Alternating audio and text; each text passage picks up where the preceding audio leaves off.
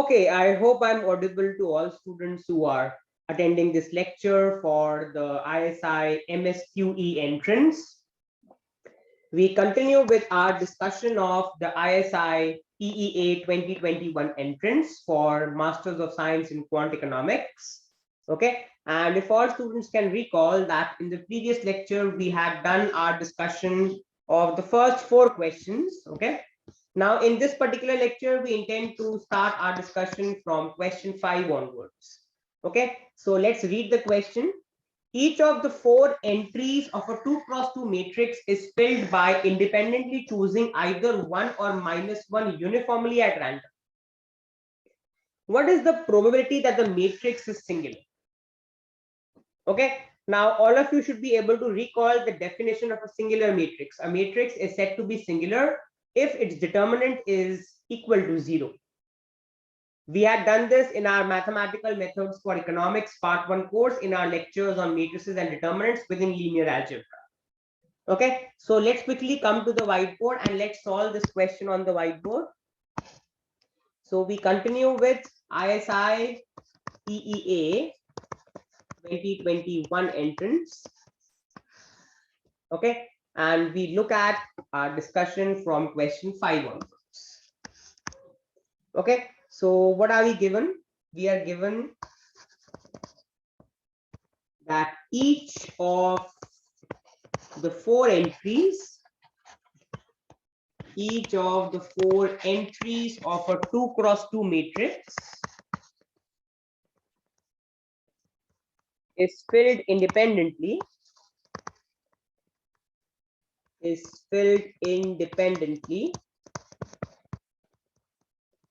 by choosing either 1 or -1 uniformly at random.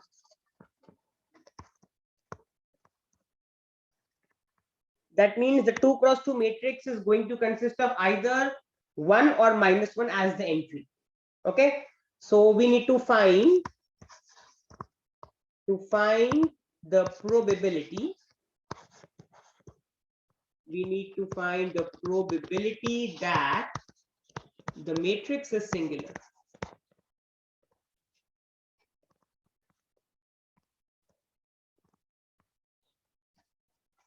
Okay, so let's quickly solve this question. So remember, whenever we need to find out the probability, we simply apply the formula favorable outcomes upon total number of outcomes. So first of all, consider a 2x2 matrix.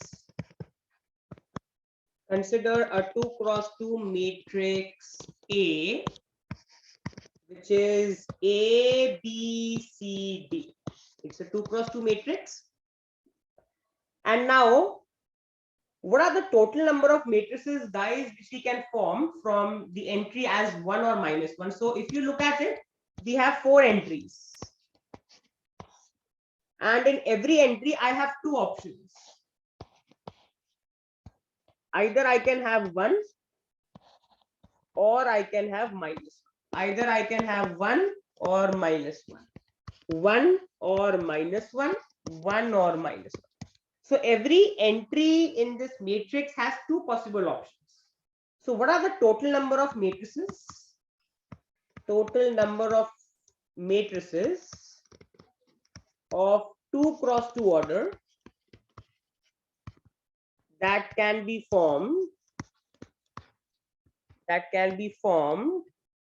with the entries either equal to 1 or -1 are 2 into 2 into 2 into 2 into 2 into 2 into 2, which means there are 16 possible ways in which we can form a 2x2 matrix whose entries are either 1 or -1. Now, we need to find out what's the probability that the matrix is singular, given the entries are either 1 or -1. So all students should be able to recall that a matrix of the order n cross n, a square matrix, which means where the rows are equal to columns, a matrix of order n cross n is said to be a singular matrix is said to be singular if determinant of A, which I can also write as det A, is equal to 0. Okay, so for the above matrix, if I calculate the determinant, we know how to calculate the determinant. This is A into D minus B into C. So AD minus BC should be equal to 0, which implies AD should be equal to BC. Now, what are the ways in which, guys, we can have this? So I can say that there are two options. Either AD and BC both are equal to 1, or AD and BC both are equal to -1. These are the only two possibilities we can have. Okay, because the entries are either 1 or -1. So either the product of one and either the product of both these will be 1 or the product will be -1. These are the only two products we can have when the entries are 1 and -1. Okay, now let us look at the possibilities, guys. So what are the possibilities? So when I say that AD and BC both should be equal to 1, it means that either I can say that either both should have the same sign for the product to be equal to 1. So I can say that we can have a matrix of the following form: 1, 1, 1, 1. You can see A into D is equal to B into C. Another possibility is that 1, A and D have this. Remember, for the product to be positive, both should have the same sign. Either both should be negative or both should be positive. So I fix A and D at 1, 1, but B and C are -1, -1. That is also possible. Another possibility is that my B and C are +1, but A and D are -1, -1. Even that is possible. Another possibility is that A and D are also -1, B and C are also -1. So this condition is going to give me 4 possibilities.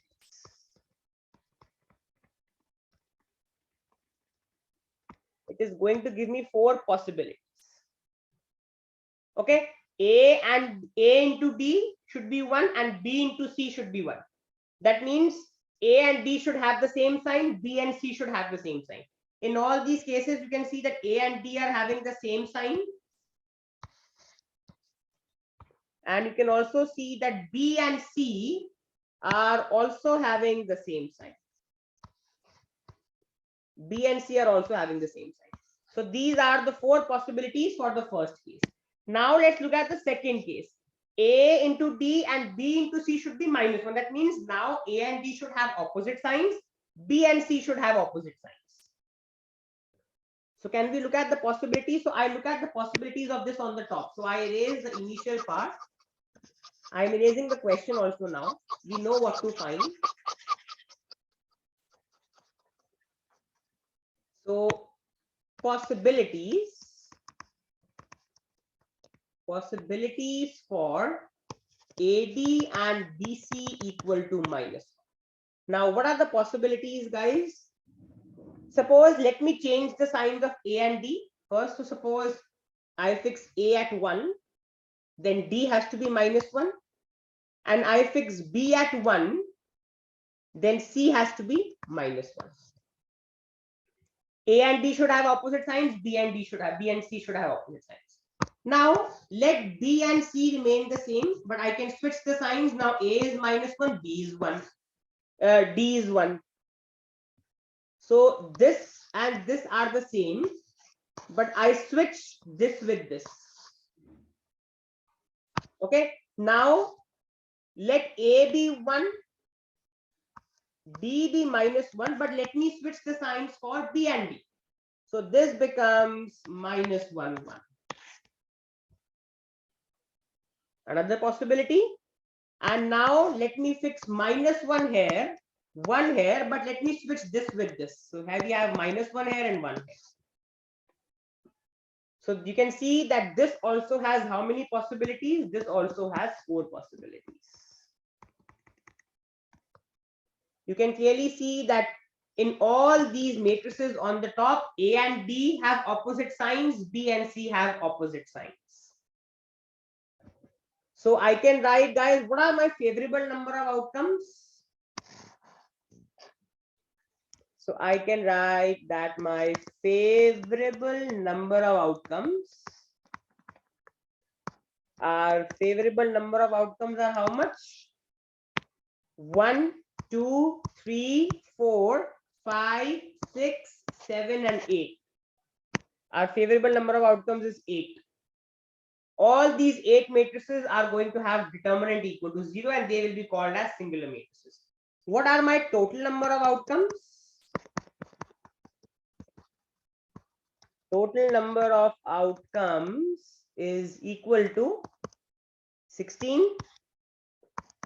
What is my required probability of having a singular matrix, given that it's a 2 cross 2 matrix with entries either equal to +1 or -1? Required probability is favorable outcomes upon the total number of outcomes. Favorable outcomes are 8. Total number of outcomes are 16. 8 by 16 is equal to half, which is the final answer for this question. So I can come to the question paper and we can mark the correct answer. The correct answer is half. This is the correct answer for this question. So hoping all students have understood question 5. Let's move forward to question number 6. We need to fill a 3 cross 3 matrix by either 0 or 1, such that each row has exactly 1 0 and each column also has exactly 1 0.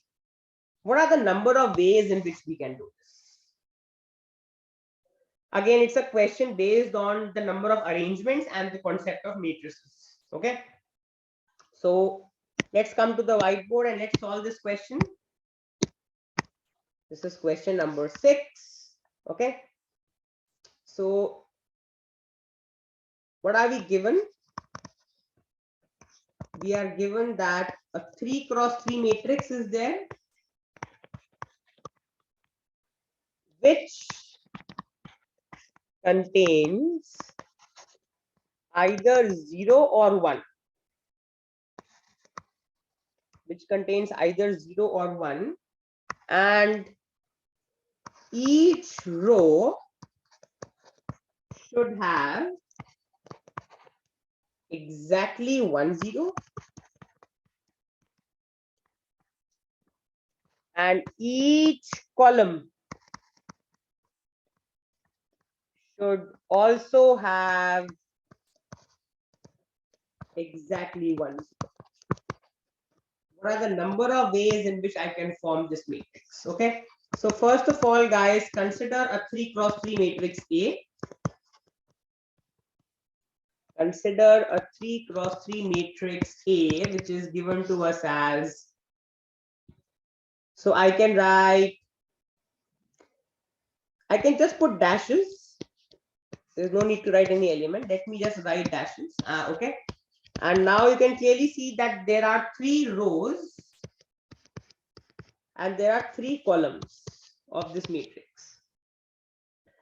Now every row should have exactly 1 0 and every column should also have exactly 1 0. So guys, suppose I fix a 0 here. Suppose I fix a 0 here. Then row 1 has got its 0 and column 1 has also got its 0. So now row 1 should not contain any further zeros. Column 1 should not contain any further zeros. Okay. Now I have fixed the 0 here, but the 0 I could have fixed here also. I could have fixed it here also. That means, guys, if you look at this, guys, I can say that in the first row, I can fix a 0 at any of these 3 places. I can fix a 0 here also. I can fix a 0 here also. I can fix a 0 here also. That means when I talk about the first row, I have 3 places. I have 3 possibilities where I can place a 0. Suppose I place a 0 here. So this place is booked now. That means this row is also gone. This column is also gone. Now let's come to the second row. Now in the second row, can I have a 0 here? Not possible. Because in this particular column, I have already got a 0. And every column should have only 1 0. That means in the second row, I can have a 0 either here or here. That means I only have 2 possibilities of a 0. Now suppose I actually fix a 0 here. In row 2, suppose I actually fix a 0 here. Then row 2 has got its 0. Column 2 has got its 0 now. Now let's come to row 3. Can I fix a 0 here? Not possible because column 1 has got its 0. Can I fix a 0 here? Not possible because column 2 has also got its own 0. So the only possibility left is here for 0 to come. So there is only one possibility. So by multiplication rule, what do we learn? So I can write therefore total number of ways. Total number of ways is 3 into 2 into 1, which is 6. This is the final answer for this question. Okay, so there are 6 ways in which we can fill a 3 cross 3 matrix with either 0 or 1, such that every row contains 1 0 and every column also contains exactly 1 0. Okay, so hoping all students have understood this particular question and have no doubts. Okay, so first row we have 3 possibilities of having a 0. When I actually fix a 0, then in the second row I only have 2 possibilities because one column also goes when I place the 0 for the first time in the first row. And then in the last row we only have one possibility of fixing a 0 because in the first and the second row I have already fixed the 0 which has booked my column also. So my total number of ways are 3 into 2 into 1, which is 6. Okay, so hoping students have understood. Let's come back to the question paper. We can mark the correct answer. The correct answer is that there are 6 ways. This is the correct answer for this question. Okay, now let's move forward to question number 7. Okay, let's read question number 7. Again, it's a question based on functions. So let f be a function which maps 0 to 1 to set of all real numbers, be a convex function. Okay, with f of 0 equal to 0. Which of the following is always true for the function? The function is differentiable. The function may not be differentiable, but it's continuous. F of x is greater than or equal to x times f dash x for all x belonging to 0 to 1. If f is differentiable, none of the above. Okay, so let's quickly solve this question. Now guys, questions like these, you start finding the answer by eliminating. That's the only way in which you can do it. So I need to see if each of these options are holding true. And ultimately, I will end up with the answer, which is the correct answer. Okay, so let's come to the whiteboard and let's look at question number 7. What are we given? F is a function which maps 0 to 1 to set of all real numbers, be a convex function. It's a convex function with f of 0 equal to 0. Okay, so I need to check up all the options now. So let's look at option A. Option A, that f is differentiable. Now think about the function which is a convex function but not differentiable. Now all of you know that modulus functions are convex functions. All the modulus functions are convex functions. Okay, but you can clearly see that we have shown in our mathematical methods for economics part 1 course, modulus functions are not differentiable. So consider a modulus function. Consider the function f of x, which is equal to modulus of x. All of you know the definition of modulus. It's equal to x if x is greater than or equal to 0 and minus x if x is less than 0. This is the value, this is the absolute value definition or the modulus definition. Okay, now you can clearly see f of x equal to modulus of x is a convex function.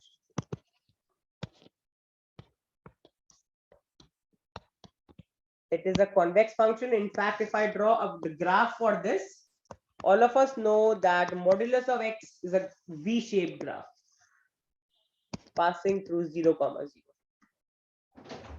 Okay, and you can clearly see that if I take any 2 points above the graph, the whole line segment is going to lie within the graph.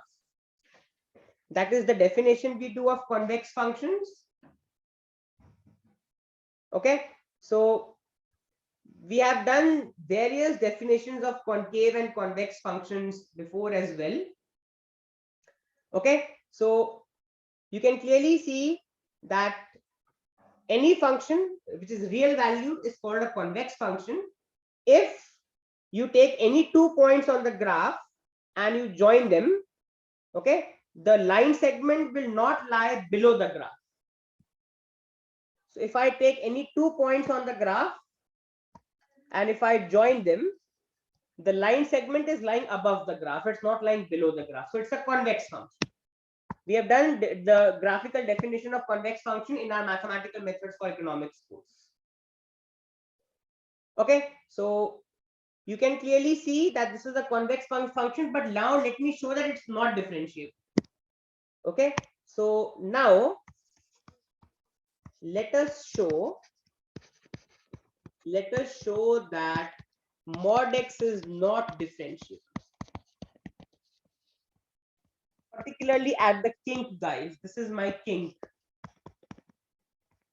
It's not differentiable at the kink. Now all students should be able to recall first of all the definition of differentiability. So recall that the function f is said to be differentiable. A function f is said to be differentiable at the point C if and only if limit as x tends to C, f of x minus f of c upon x minus c exists in the set of all real numbers and is finite.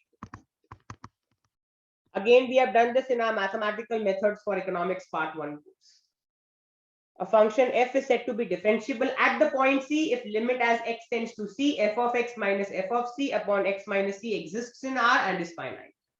That is, the left hand derivative is equal to the right hand derivative is equal to the function's value at C. Let me correct myself. The left hand derivative is equal to the right hand derivative. Okay, so and both these are equal to, I can write f dash c. That means the derivative of the function at the points.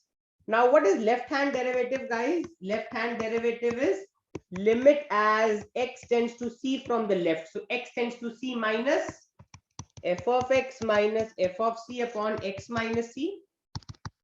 We are testing for differentiability at 0. So limit as x tends to 0 from the left. F of x is mod x minus f of c is what? F of c here is equal to, so I can write this is 0. So f of 0, I can write mod x minus mod c upon x minus c. Okay, so if I further solve this, this is limit as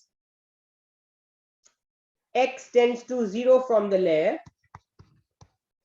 Now guys, when you're tending towards 0 from the left, what is the value of mod x? When you're tending to 0 from the left, that means when x is less than 0, mod x is equal to minus x. minus c is equal to 0 only, because x tends to c minus x tends to 0 minus, so x is tending to 0 from the left, so mod c is 0 upon x minus 0. This is limit as x tends to 0 minus minus x by x, which is equal to limit as x tends to 0 from the left minus 1, which is equal to minus 1. My left hand derivative is minus 1. What is my right hand derivative? Limit as x tends to c from the right, f of x minus f of c upon x minus c. This is limit as x tends to c from the right, f of x is mod x minus f of c is mod c upon x minus c. So this I can write as limit as x tends to 0 from the right. When you are tending to 0 from the right, that means when x is greater than or equal to 0, then mod x is equal to x. So I can write x minus mod c is how much? It's 0 only, because the value of c is equal to 0, because you are testing for differentiability at 0 upon x minus 0.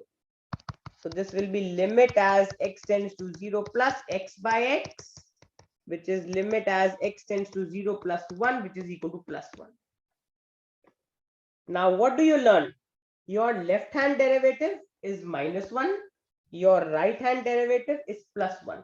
For differentiability to happen, left hand derivative should be equal to right hand derivative should be equal to f dash c. But you can see that left hand derivative is not equal to right hand derivative. So I can write clearly left hand derivative is not equal to right hand derivative. Therefore, mod x is not differentiable. So I have proved that A cannot be the correct option, because I have taken the example of a convex function which is not differentiable. So option A is not the correct option. Let's look at option B then. So erasing this off, let us look at option B.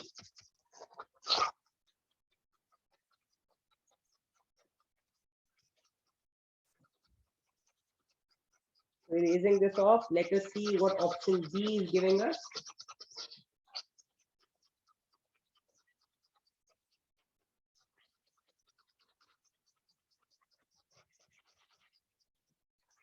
So let me come back to the question paper to see what is option B.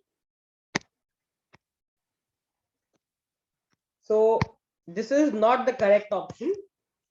F, let's look at option B. F may not be differentiable, but it's continuous. Okay. So let's come back. Let's look at option B. F may not be differentiable. We have already shown that F is not differentiable, but it is continuous. Now let's take the let's show that whether it's continuous or not. So think about a convex function. Now suppose I consider a function of this particular form. Suppose my function f of x is equal to the function x only if x lies between 0 and 1, but 1 is not included. And suppose I say that it's equal to, let's say it's equal to 2 when the function is exactly equal to 1. If I draw the graph of this function, how is it going to look like? If I draw the graph of this, okay, you can clearly see that between 0 and 1, from 0 to 1, the function's value is x only. So it's a 45-degree line. But at 1, the function's value is equal to 2. At 1, the function's value is not 1, the function's value is 2. So guys, from the graph only, you can see that it's discontinuous. If you look at the graph only, you can see that it's a jump discontinuity. We have done types of discontinuity in our Mathematical Methods for Economics Part 1 course. It's a jump discontinuity. Okay, so but at the same time you can see it's a convex function. You can clearly see f of x equal to x is a convex function. Remember, a linear function is convex also. So f of x equal to x is a convex function because it's a linear function in x on closed 0 to open 1, and f of x equal to 2 is also a convex function. Why? Because we know that a constant function is convex also. F of x equal to 2 is also a convex function at x equal to 1. So a linear function is also convex, a constant function is also convex. That means my function f of x is a convex function. So I can say therefore f of x is a convex function. But if I test for continuity at x equal to 1, testing for continuity at x equal to 1, my left hand limit will be, we know how to show the function is continuous, right? For the function to be continuous, left hand limit should be equal to the right hand limit should be equal to the function's value at 1. I can write this should be the condition for f to be continuous at x equal to 1. If I calculate the left hand limit, limit as x tends to 1 from the left f of x, which is limit as x tends to 1 from the left. When you're tending towards 1 from the left, f of x is equal to x. I can write limit as h tends to 0, 1 minus h, which is nothing but limit as, so I can put h as 0. What do I get? I get 1. My left hand limit is 1. What is my right hand limit? Limit as x tends to 1 from the right, f of x. This is limit as x tends to 1 from the right. When you are tending towards 1 from the right, what are you getting? So forget about the right hand limit. Forget about the right hand limit because we are not given the value of the function for x greater than 1. So we don't need the right hand limit. Look at the function's value. Function's value at the point 1 is how much? Function's value at 1 is equal to. So what do we learn? Clearly, left hand limit itself is not equal to the function's value at 1. Therefore, we can say that f of x is convex but discontinuous at the boundary point. Discontinuous at the boundary point. You can clearly see that x equal to 1 is the boundary point. Boundary point, that is x equal to 1.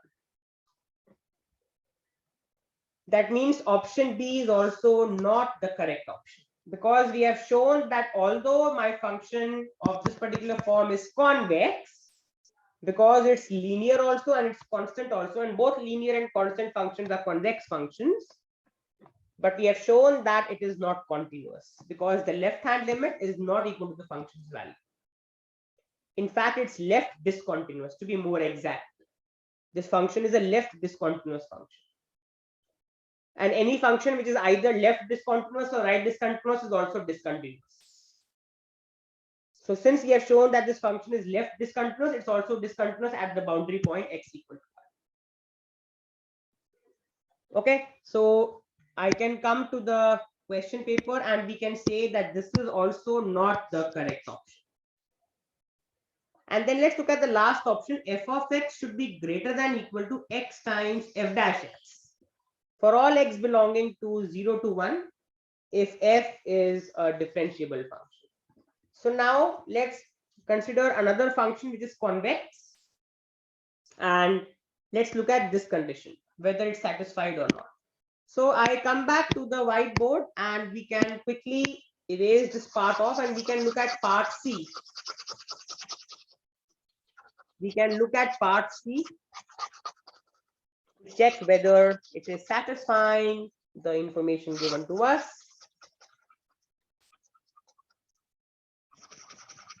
Okay, so raising this part off. Let us now look at part C. So part C is telling us that f of x should be greater than x times f dash x. So I can write this f of x should be greater than equal to x times f dash x for all x belonging to the domain which is given to us as 0 to 1. Okay, if f is differentiable. Guys, first of all, we have already shown that the function f is not differentiable. So the story ends there only. But even if I plan to show this, let me look at a convex function. So consider another convex function. So we have an x here and we have f dash x. Let me take a quadratic function. Suppose I take f of x as x square. You can clearly see that it's a parabola and you can clearly see that it's a convex function. How do I say it's convex? You can clearly see that. So f of x is equal to x square for x lying between 0 and 1, including 0 and 1. Now f dash x is 2x. And if you look at the double derivative f double dash x, it's 2, which is strictly greater than 0. So therefore, you can see that the function f is convex.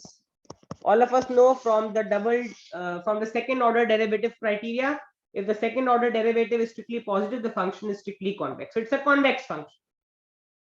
But now let me calculate. So my LHS is f of x, which is equal to x square. My RHS is x times f dash x, which is x times f dash x is how much? 2x, which is equal to 2x square.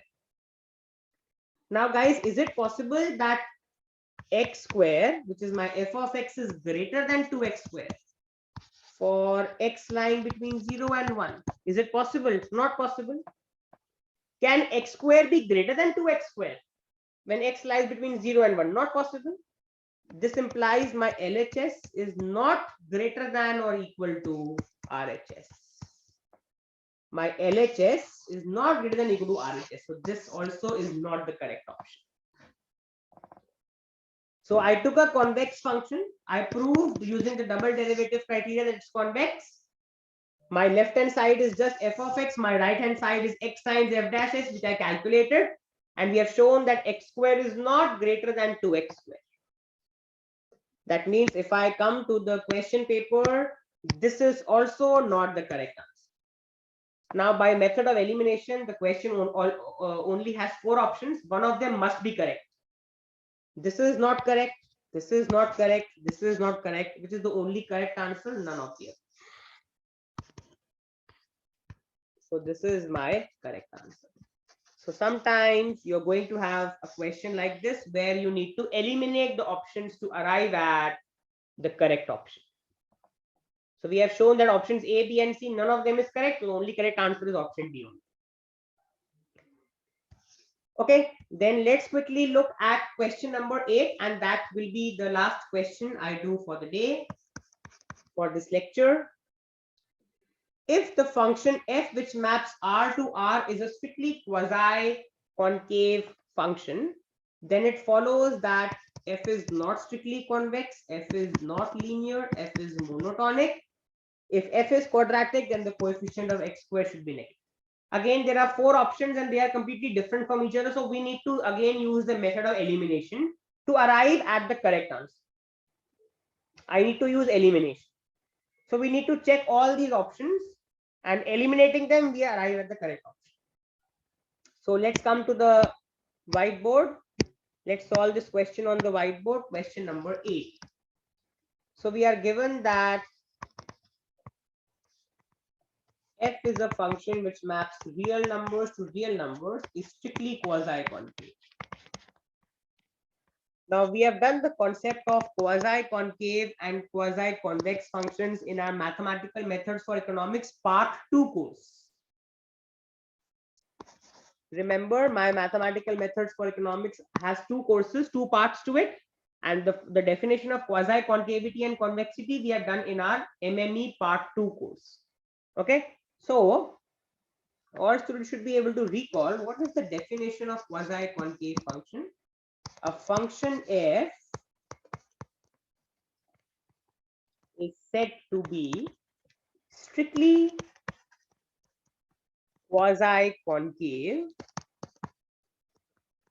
A function f is said to be strictly quasi-concave if for any x comma y belonging to real numbers and lambda belonging to open 0 to 1, we have the following statement holding true: f of lambda x plus 1 minus lambda y is greater than min of f of x comma f of y.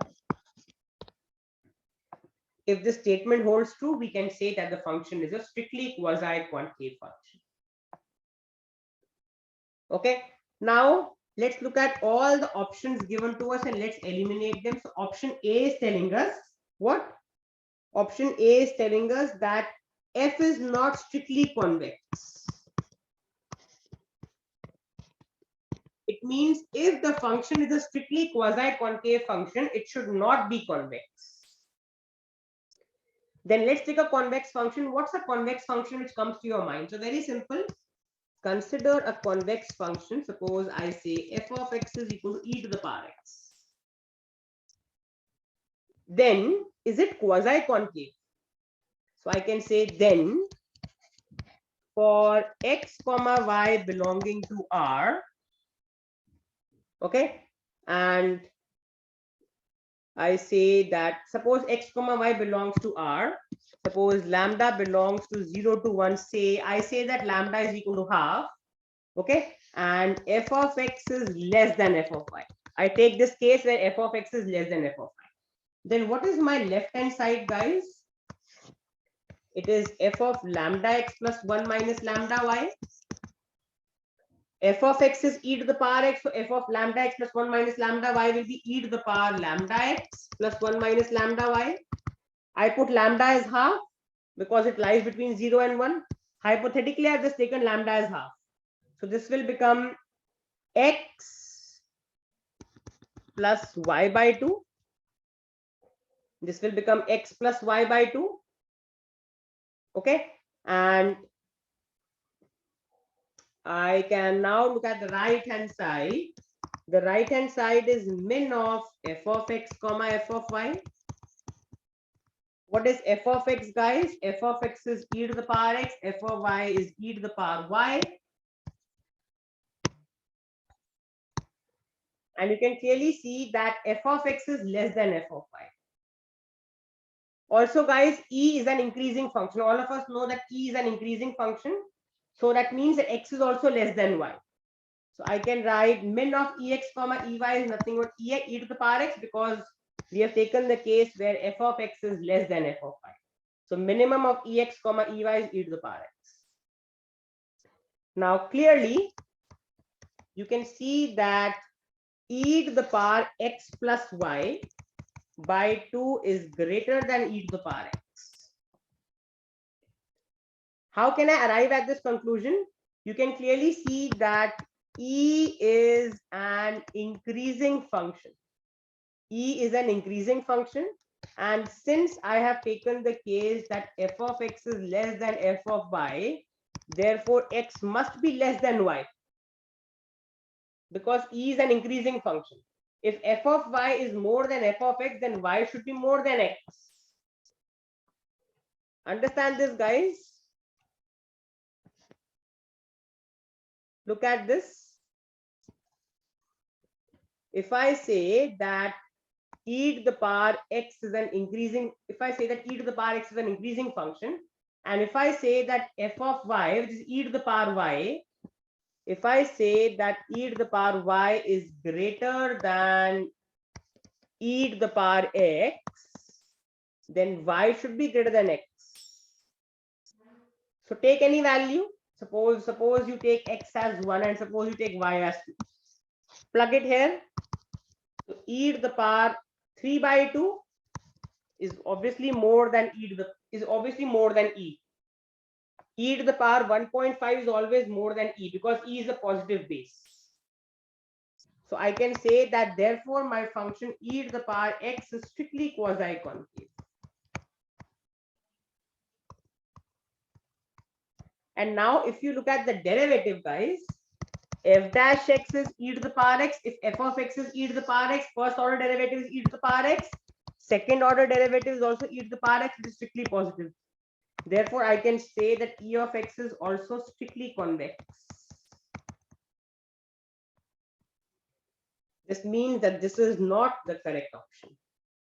I have taken the example of a quasi-concave function, which is strictly convex. I have shown that e to the power x is a strictly quasi-concave function because it is meeting the definition of quasi-concavity. And from the second order derivative criteria, you can see that the second order derivative is strictly positive. That means my function e to the power x is strictly convex. So I can come to the question paper and I can say that this is not the correct option. Then let's look at the second option. F is not linear. Okay. So let's come to the second option. So I erase the first option. First option is not the correct option for sure. Let us look at the second option. So everything else remains on the screen. The question remains on the screen. I'm only removing the solution for the first option.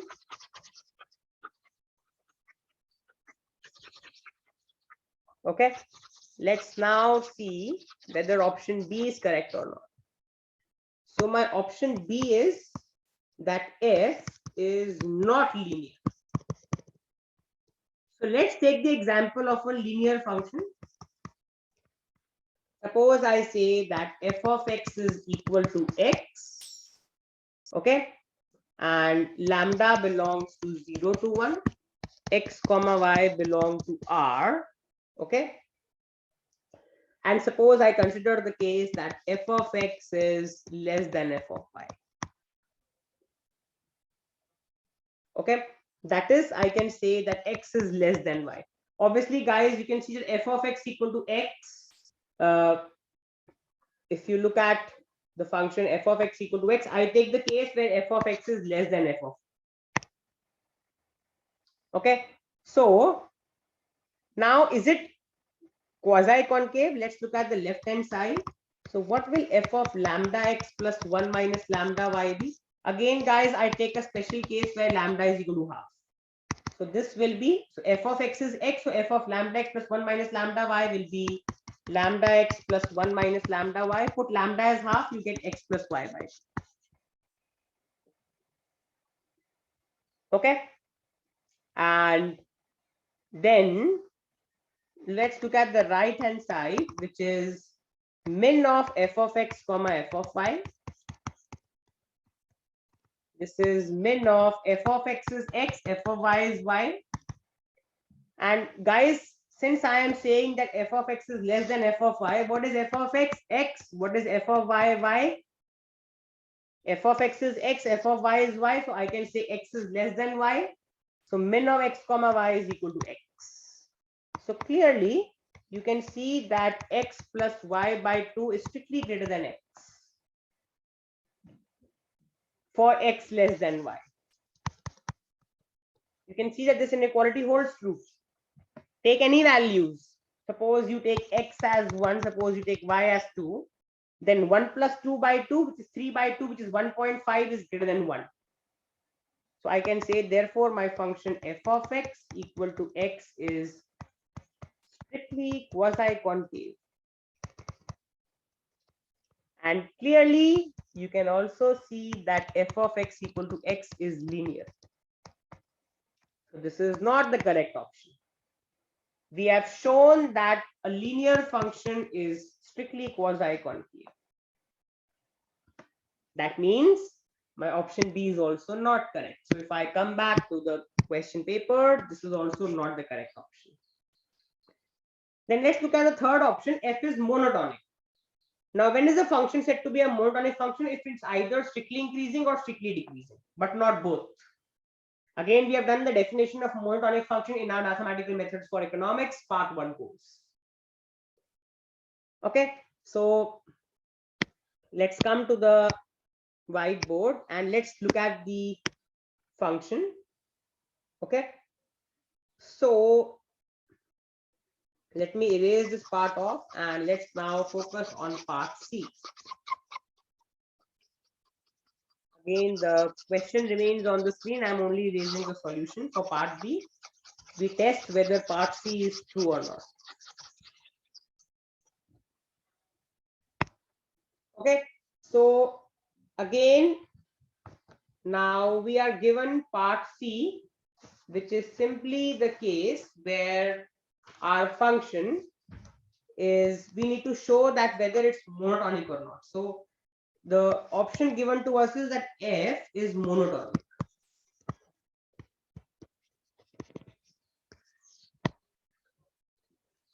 Okay, so let's take the example of a function which is non-monotonic, and let's show that whether it's strictly quasi-concave or not. So first of all students should be able to recall that f is said to be monotonic if it's either strictly increasing or strictly decreasing.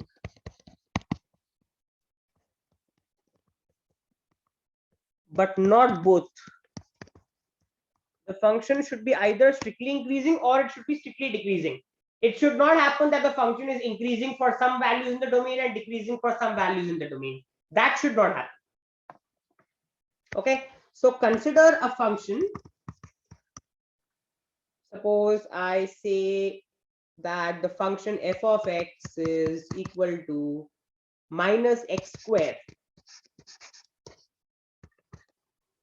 Okay, the domain is set of all real numbers only, and the codomain is also set of all real numbers. F of x is equal to minus x square. Okay, and again, to prove whether it's quasi concave or not, you consider x comma y belonging to R. Okay, suppose I take the case of lambda belonging to 0 to 1, say lambda is equal to half. Let's look at the left hand side, guys. The left hand side is f of lambda x plus 1 minus lambda y. Now f of x is minus x square. So f of lambda x plus 1 minus lambda y will be minus lambda x plus 1 minus lambda y cos square.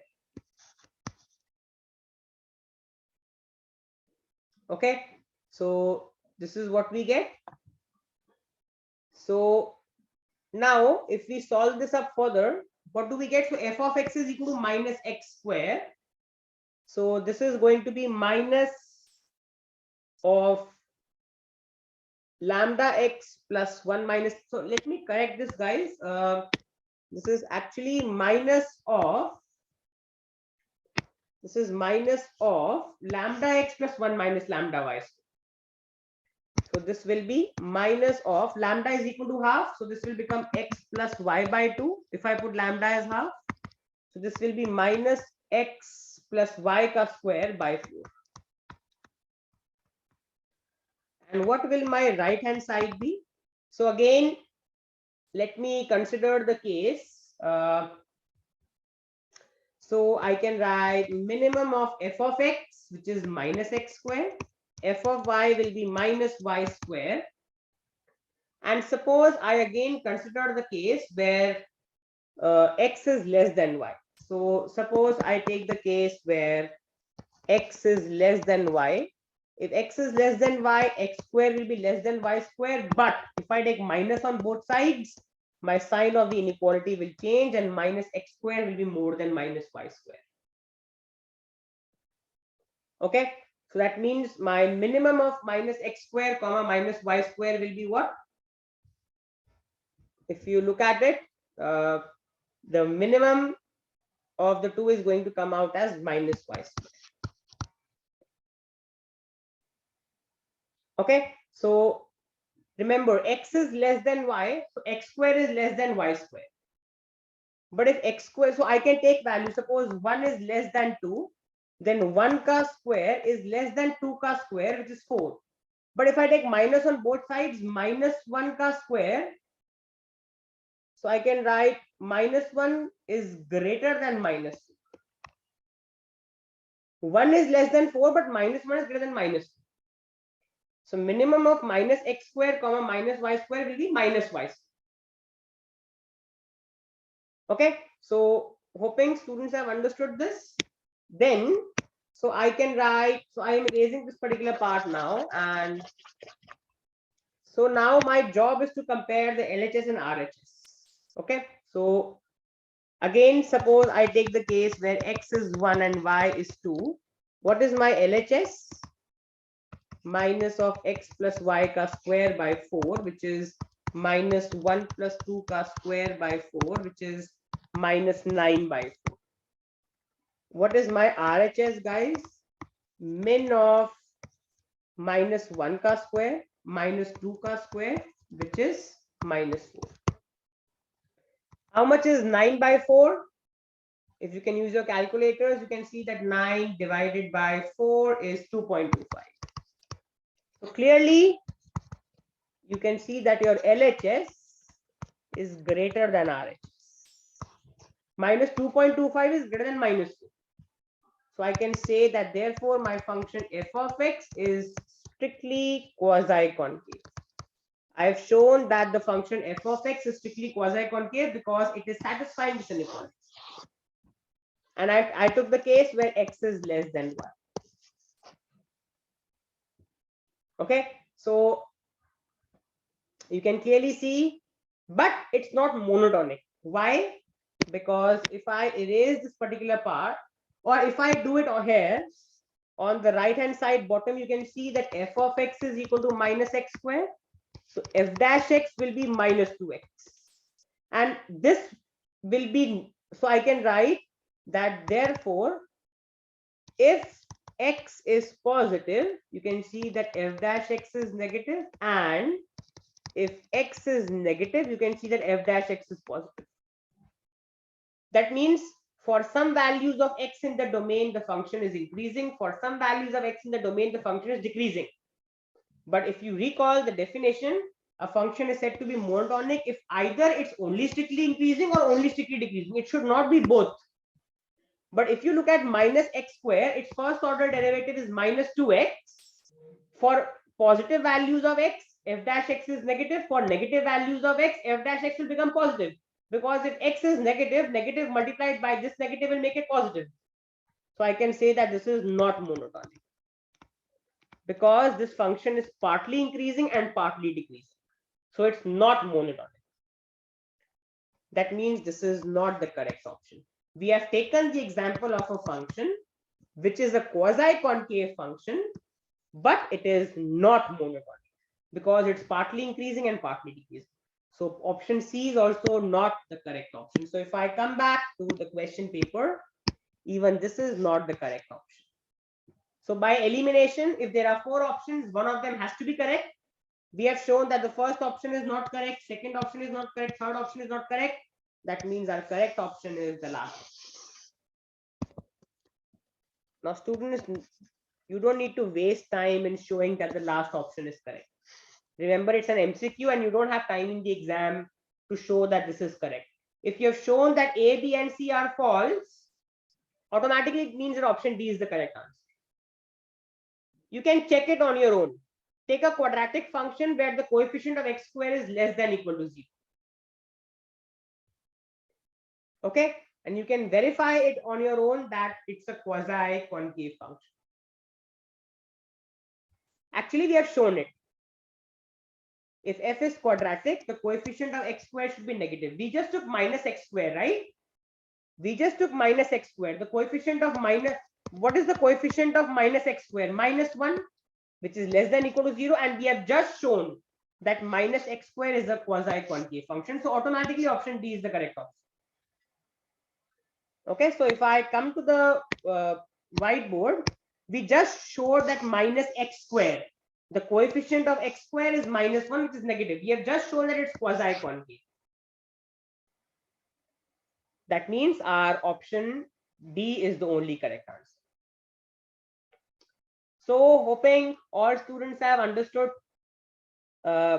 question number 8, and this is where I intend to stop in this particular lecture. Okay, the objective was to discuss the questions from 5 till 8. We'll start our discussion from question 9 onwards in the next lecture for the ISI 2021 PEA and MSQE. Okay, So we'll start our discussion from question 9 onwards in the next lecture. So I hope all students have enjoyed this lecture. Any doubt, you can unmute your mic and ask, or call up or mail me your doubts at divineschoolofelconomics@gmail.com. This is where I stop in this lecture.